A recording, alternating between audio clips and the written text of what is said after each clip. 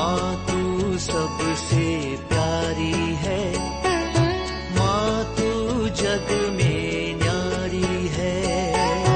माँ तू सबसे प्यारी है, माँ तू जग में न्यारी है। अपने आंचल में रखना, अपने आंचल में रखना। हमें वरदानों से भरना। माँ तू सबसे प्यारी है, माँ तू जग में न्यारी है। माँ तू सबसे प्यारी है, माँ तू जग में न्यारी है। पिता, पुत्र और पवित्र आत्मा के नाम पर आमीन। आप सबों को जय यीशु। मुझे एक प्रेरणा मिला है इस आगमन काल में आज से ईसा मसीह से कनेक्टेड या ईसा मसीह के लिए जीने वाला या बाइबल में ईसा मसीह का प्रतीक के रूप में कई लोग हैं, ऐसे ऐसे व्यक्ति या घटना पर हर एक दिन मनन चिंतन करें। तो सबसे पहला नाम ही मेरे पास आया ईसा मसीह से सबसे गहराई में जो कनेक्टेड व्यक्ति, जी हाँ, माता मरियम। माता मरियम किस प्रकार प्रभु के लिए, ईसा मसीह के लिए, उस मुक्तिदाता के लिए प्रतीक्षा में था और अपने को समर्पित किया, इसके ऊपर आज हम लोग थोड़ा सा मनन चिंतन करेंगे। हमें मालूम है एक माँ 9 महीनों तक अपने उस गर्भस्थ बच्चे को संभालती है और उसके आगमन का सबसे दर्द वाला एक घटना है प्रसव दिन। प्रसव सबसे मनुष्य के जीवन में सबसे दर्द उसी में उठाना पड़ता है, लेकिन वो उस मां के लिए वो दर्द आनंद में बदलता है कब, जब वो बच्चा जन्म लेते हैं। अन्य सभी लोगों से बढ़कर के एक मां 9 महीनों तक उस बच्चे की प्रतीक्षा करते हैं, उसको अनुभव करते हैं अपने पेट में। उनका हिलना, उनका यहां वहां घूमना, ये सब वो मां को एक सुखद अनुभव देते हैं। इस प्रकार माता मरियम को मिले हुए जो सुखद अनुभव अपने कोख में 9 महीनों तक पालते हुए, इसके बाद जन्म देने के बाद कलवारी क्रूस तक उसके साथ चल करके सह मुक्तिदायी का बन करके वो जो अनुभव मसीह के साथ जुड़ करके जीवन, ये मैं बोलूंगा सबसे ज्यादा प्रभु से जुड़े रहने वाला व्यक्ति माता मरियम है।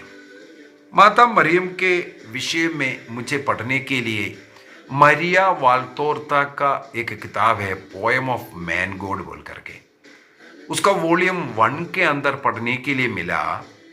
माता मरियम जब 3 साल की उम्र में यरूशलेम मंदिर में अर्पित की गई और वहां पर एक विधवा, अन्ना नाम की एक विधवा रहती थी। लूकास के सुसमाचार अध्याय 2 के अंदर पढ़ते हैं हम लोग। उस अन्ना माता मरियम को ईश्वर के विषय में, मुक्तिदाता के विषय में सब सिखाते रहती थी। जब वो मुक्तिदाता का आगमन का समय हुआ, मुक्तिदाता आने वाला है, ये सब जब सुना, माता मरियम बोलती है, मुझे उस राजकुमार को देखने की कृपा मिले और मुझे एक नौकरानी बनना है जिस राजमहल में इस राजकुमार का जन्म होगा, ताकि मैं एक नौकरानी बनकर के उस राजकुमार, उस मुक्तिदाता को अपने हाथों में उठा सके, उनकी सेवा कर सके, उनको अपने बाहों में भी लगा सकता है।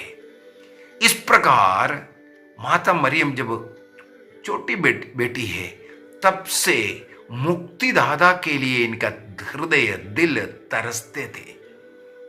12 साल की उम्र तक इतिहास बताते हैं मां मरियम उस मंदिर में रही। इसके बाद उनके मंगनी के बाद वो जोसेफ के साथ नासरत जाकर के रहने लगी। तब भी उनका वो हृदय में उस मुक्तिदाता के विषय में, उस मुक्तिदाता के लिए जीवन जीने के विषय में उनका हृदय में था। इसलिए मां मरियम ने एक उस अन्ना के सामने एक निर्णय किया। अन्ना से एक बार पूछ रही थी, प्रभु को, ईश्वर को मनुष्य से सबसे पसंद वाला चीज क्या है, मैं वो उस बालक को देना चाहूंगी। सबसे पसंद वाला चीज क्या है? तब अन्ना बोल करके देती है, ईश्वर पवित्र है, उसी प्रकार मनुष्य का पवित्रता, कन्यत्व प्रभु को सबसे पसंद है। तुरंत माता मरियम बोलती है, मैं अपने जीवन के अंत तक कन्या रहूंगी। मैं अपने पूरे जीवन को उस प्रभु के लिए अर्पित करती हूं। मेरा भेंट उसके लिए यही रहेगा। तो जीवन के शुरुआत से लेकर के इस प्रकार कन्या बनकर के, पवित्र बनकर रहने का प्रयत्न करने वाली इस मां अपने जीवन को उस आने वाला मुक्तिदाता के लिए अर्पित कर अपने को उसके लिए तैयारी करते रहा था। इसके पीछे का कारण क्या है? रोमियो का पत्र के अंदर हम लोग पढ़ते हैं, रोमियो को लिखते हुए संत पौलुस कहते हैं, संत पौलुस रोमियो का पत्र दिया है 8 के अंदर ये बोल करके देते हैं। रोमियो का पत्र दिया है 8 वाक्य 28 और 29 को पढ़ते हैं। Romans chapter 8 verse 28-29।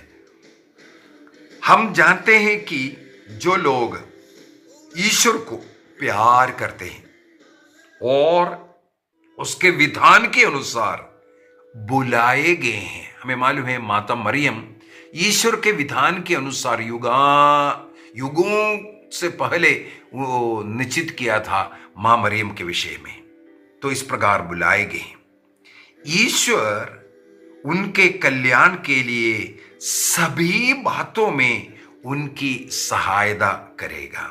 इसके बाद क्या लिखते हैं वाक्य 29 में 29, क्योंकि ईश्वर ने निश्चित किया कि जिन्हें उसने पहले से अपना समझा वे उसके पुत्र के प्रतिरूप बनाए जाएंगे।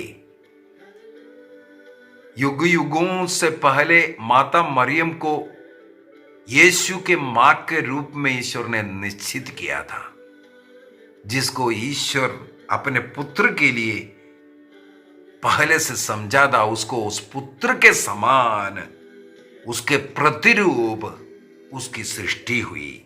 इसके बाद क्या लिखा है? जिससे उसका पुत्र इस प्रकार बहुत से भाइयों का पहलाटा हो। उसने जिन्हें पहले से निश्चित किया उससे बुलाया। माता मरियम को प्रभु का मां बनने का, ईश्वर की मां बनने के लिए निश्चित किया और बुलाया भी। जिन्हें बुलाया उन्हें पाप से मुक्त भी किया।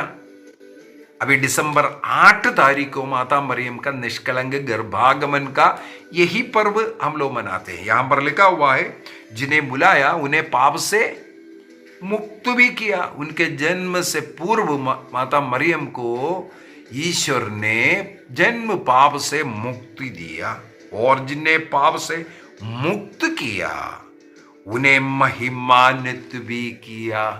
तो माता मरियम इसी प्रकार उस बुलाहट के अनुसार पवित्र जीवन जीते हुए ईसा मसीह के लिए अपने को पूर्ण रूप से समर्पित किया। प्रार्थना का जीवन, भक्ति का जीवन, बाइबल का वचन का मनन करते हुए जीवन जीना और विश्वास का जीवन जिया, प्रभु में अटल विश्वास भरोसा के साथ इस प्रकार ईश्वर के योग्य जीवन, बुलाहट के अनुसार वो जीवन जिया। आज हम लोगों को माता मरियम का यह जीवन अपनाना है।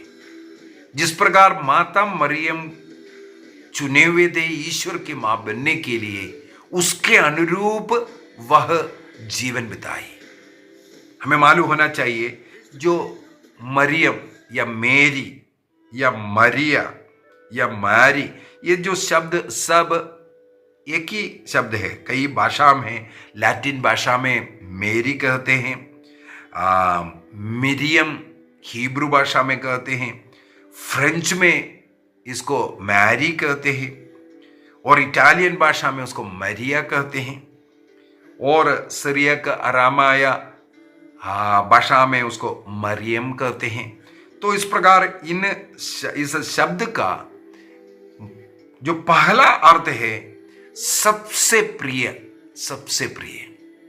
तो ईश्वर का सबसे प्रिय बेटी मरियम, वो नाम इस प्रकार आया, सबसे प्रिय, ईश्वर को सबसे प्रिय, वो प्रिय बेटी के रूप में वो बढ़ करके आया।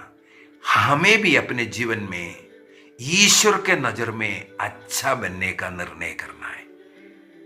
एफेसियों को लिखते हुए संत पौलुस कहते हैं, एफेसियों का पत्र अध्याय 5 वाक्य 10 के अंदर, आप ये पता लगाते रहे कि ईश्वर को कौन सी बातें प्रिय हैं। हम लोग हमेशा हमारा जो प्रिय बात क्या है उसके अनुसार खाना पीना रहना बोलना सब कुछ, मुझे क्या अच्छा लगता है मैं वो करूंगा, अपने बुद्धि के अनुसार, अपने इच्छा के अनुसार चलने वाला। लेकिन बाइबल हमें सिखाते हैं हम अपनी इच्छा के अनुसार नहीं, बल्कि ईश्वर की इच्छा क्या है इसको समझे। मां मरियम यही कार्य किया। प्रभु को कौन सी बात प्रिय है उसके लिए अपने जीवन को समर्पित करना, जीवन के अंत तक इस प्रकार पवित्र रहने का निर्णय करना। आज आगमन काल का जो दिसंबर का 1 तारीख को हम ये एक निर्णय कर ले, प्रभु को कौन सी बात प्रिय है, मैं केवल वही बात करूंगा। जो प्रवृत्ति प्रभु को प्रिय है ऐसा प्रवृत्ति करूंगा। जो ईश्वर को दुख देने वाला, जो अप्रिय बातें हैं, इसको मैं अपने जीवन से निकाल दूंगा। शैतान को खुश करने वाली बातें नहीं, ईश्वर को खुश करने वाली बातें करने का निर्णय करना। माता मरियम के अनुरूप प्रभु का प्रेम, आनंद, शांति, मनन चिंतन, प्रार्थना, भक्ति, पवित्रता में हम भी जीवन जिएंगे। आइए हम अपनी आंखों को बंद करें, एक निर्णय करें। माता मरियम के निष्कलंक हृदय में हम अपने को समर्पित करेंगे, अपने जीवन को समर्पित करेंगे, अपने हर कार्य को समर्पित करेंगे। प्रभु हमें आशीष प्रदान करे। पिता, पुत्र और पवित्र आत्मा के नाम पर आमीन। आप सबों को जय यीशु।